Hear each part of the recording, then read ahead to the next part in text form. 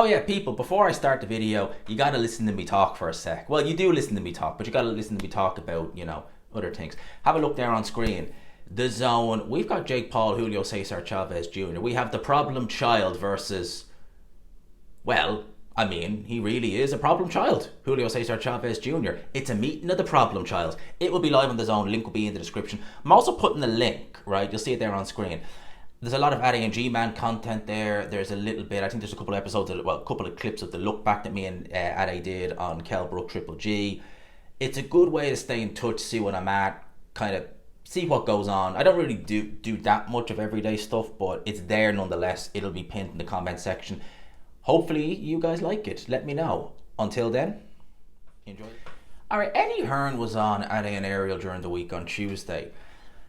And he spoke about Anthony Joshua. Obviously, we're hearing a lot. Well, I say we're hearing a lot about Anthony Joshua. We know Anthony Joshua has had surgery to right the wrong of an injury. We've seen him training and only able to punch with one hand. So obviously he is unable to go into full camp. We know that. But we do know he is going to fight at some stage this year. Probably, kind of the back end of the year. Look, probably September, October, November time, maybe Christmas. So we're only going to get one fight of Anthony Joshua this year. We have heard talks that he's going to be signing a 2-fight deal. It was originally talked of as a 3-fight deal. Apparently it's only going to be a 2-fight deal with Turki Al Sheikh Riyadh Season.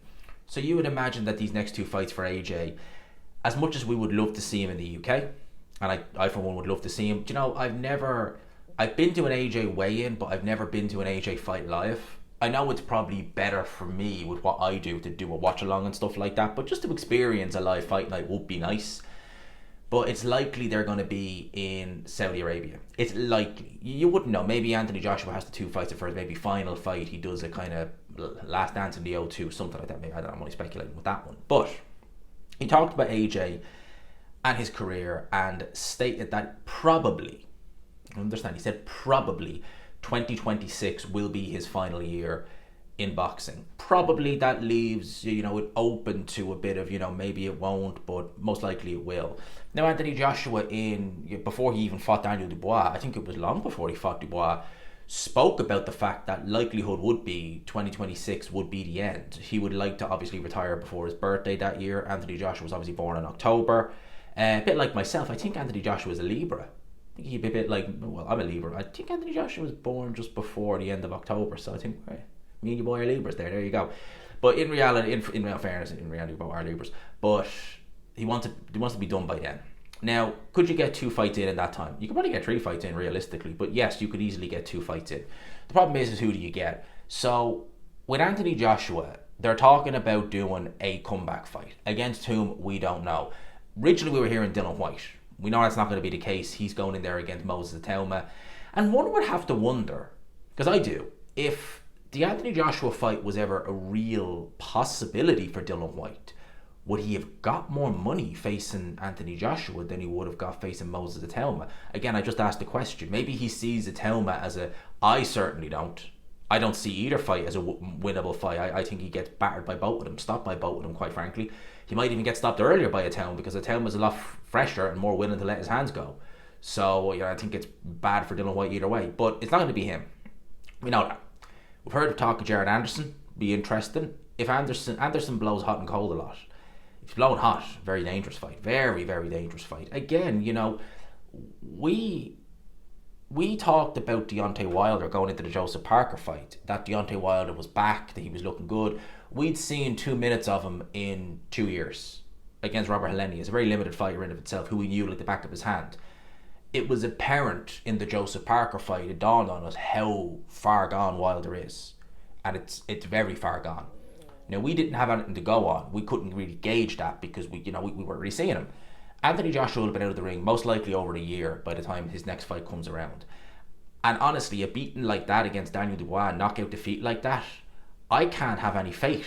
I don't have any faith that even someone like maybe a blown cold Jared Anderson, that AJ could necessarily get past them. I've heard rumours, and again, unsubstantiated rumours. I haven't seen any like real articles to kind of not even verify it because it's a rumour, but you know what I mean, like just the other people talking about it. A few people online have been saying it's going to be Jarrell Miller. The build-up will be amazing, but I see that as unbelievably dangerous for Anthony Joshua at this point in his respective career. Good Lord. The man's just been knocked out. And he was barred from pillar to post against Daniel Dubois. And we've seen that he's not fully, truly recovered mentally, emotionally from the Ruiz fight. That was 6 years ago. How is he going to be? I don't think he's going to be good at all. Personally, for me, I think AJ should sail off into the sunset. I really do. I thought that the best way to go out would be go out against Dylan White, a man you know you can beat, do it in the O2, sail off into the sunset. It's been a pleasure. Sayonara. Because you ain't beating the top heavyweight. You just ain't doing it. So that's obviously what we're talking about for his first fight. Then it becomes a question of, well, what does he do in 2026 if it's, a 2-fight deal? And I think AJ's next move is dependent on two things, really, because realistically, I think there's 2 fights there for him against 2 different opponents, and they are Tyson Fury and Daniel Dubois, not Alexander Usyk. I think if Alexander Usyk beats Daniel Dubois, I would expect Tyson Fury to announce suddenly, I'm out of retirement and I'm taking Usyk on again. I hope that isn't the case. I think that would be scandalous. I don't think Anthony Joshua is deserving of a title shot with Usyk, and quite frankly, I don't think anyone wants that. I don't think Eddie Hearn wants that. I don't think AJ would want it. I don't think anyone would really want to see it again. We've seen it twice, and Fury, well, I mean, who really did do better? I mean, AJ took a bit less punishment than Fury, certainly in the first fight. So, the first Fury fight. So let's wait and see there. But if Dubois wins, I suspect they'll look to do that rematch. I wouldn't give AJ a prayer of winning, because you're talking a year later, maybe 2 years later, even more damage and even more confident Dubois, and it's probably going to end it. He'll probably end that fight even earlier. It'll probably be over in a couple of rounds. Like, it was over in 5 rounds first time. It probably wouldn't even make it out of the 3rd round. Seriously. So I think with Anthony Joshua, for me personally, I just think it should be, one last kind of easy, soft touch in the O2, sayonara, thank you boxing, and that's it. But, Eddie Hearn is talking about him staying in boxing at least until next year. And he said possibly 2026. I mean, that could mean potentially he goes on further. I don't think he should, quite frankly. I just don't. I don't think it's a good idea. With regards to Tyson Fury, obviously AJ at the start of the year was mentioned in Tyson Fury, the Ring Magazine Awards show. He mentioned that with Ade. And that seemed to be what he's fixated on. And probably still is fixated on the Fury fight. At the end of the day, we know what Tyson Fury is. And if Fury's not going to play ball, I think Anthony Joshua should go and, it makes it sound like he has all the time in the world. He doesn't, but forge his own path. Forget about Tyson Fury. I know it's the fight you probably do want out of them all. It's no title, but it's a big money fight. I know it's the one you probably want. But if he's going to F you around, there's just no point.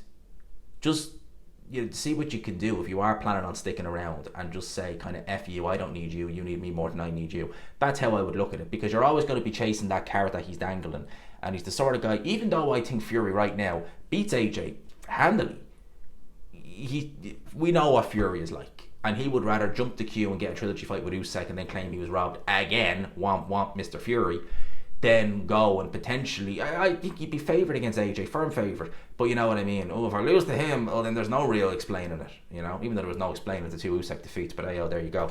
Some people still do try and do it, believe it's crazy, but there you go. Let me know your thoughts in the comments section below. Anthony Joshua likely to call it a day in 2026. Think he can carry on? Do you think he can actually be relevant in the top of the heavyweight division again? I certainly don't. But let me know in the comments. I hope you enjoyed it, people. Smash the like button if you could. Hit subscribe, of course, if you haven't already. Only a few subs off 24,300. Let's get to 25k as quick as we can. Like that. Peace.